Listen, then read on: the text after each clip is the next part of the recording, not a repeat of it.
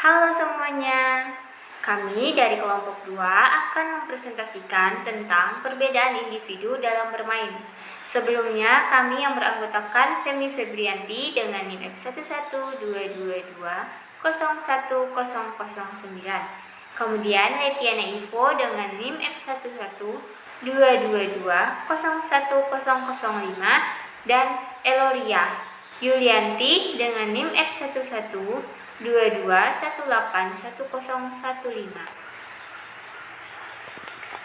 Bermain merupakan kegiatan yang dilakukan anak secara berulang-ulang demi kesenangan tanpa adanya tujuan dan sasaran yang hendak dicapai. Anak di bawah 6 tahun mempunyai masalah bermain yang cukup panjang. Adapun yang dilakukan anak dapat menimbulkan kesenangan.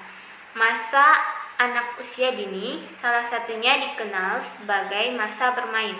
Hampir sebagian waktunya digunakan untuk bermain. Dengan bermain, anak usia dini tumbuh mengembangkan seluruh aspek perkembangan dirinya. Oleh karena itu, seorang guru anak usia dini harus mengetahui hakikat dan arti bermain dan permainan pada anak serta berbagai keterampilan yang berkaitan dengan permainan dan bermain anak. Kemudian, terdapat unsur-unsur dalam bermain, yaitu yang pertama, mempunyai tujuan, yaitu permainan itu sendiri untuk mendapat kepuasan. Yang kedua, memilih dengan bebas dan atas kehendak diri sendiri. Tidak ada yang menyuruh ataupun memaksa.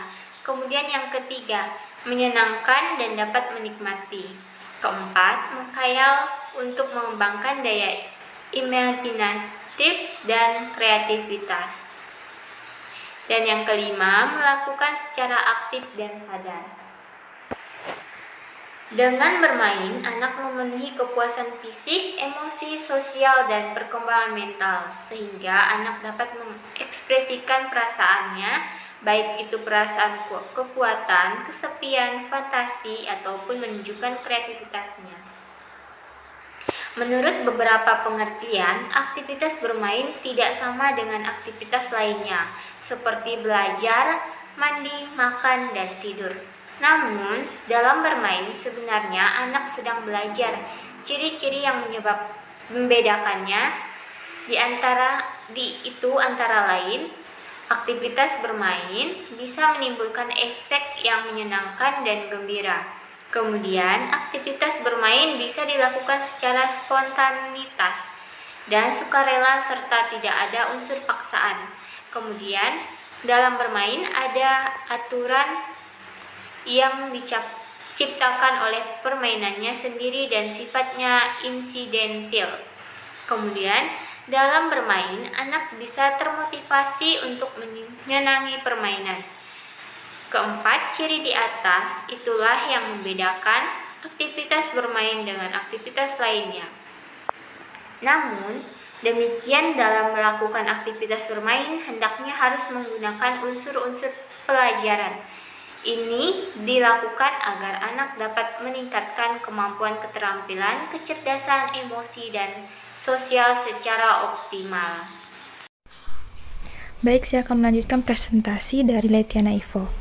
Menurut beberapa pengertian, aktivitas bermain tidak sama dengan aktivitas lainnya seperti belajar, mandi, makan, dan tidur. Namun, dalam bermain sebenarnya anak sedang belajar. Ciri-ciri yang membedakan itu antara lain, 1. Aktivitas bermain bisa menimbulkan efek yang menyenangkan dan gembira. 2. Aktivitas bermain bisa dilakukan secara spontanitas dan sukarela serta tidak ada unsur paksaan. 3. Dalam bermain ada aturan yang diciptakan oleh pemainnya sendiri dan sifatnya insidentil. Yang keempat, dalam bermain anak bisa termotivasi untuk menyenangi permainan. Keempat ciri di atas itulah yang membedakan aktivitas bermain dengan aktivitas lainnya.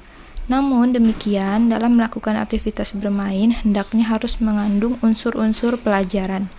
Ini dilakukan agar anak dapat meningkatkan kemampuan keterampilan, kecerdasan, emosi, dan sosial secara optimal. Permainan bagi anak. 1. Sarana sosialisasi. Yang kedua, sarana mengukur kemampuan dan potensi diri. Yang ketiga, sarana menunjukkan bakat, fantasi, dan kecenderungan. Yang keempat, sarana menghayati emosi.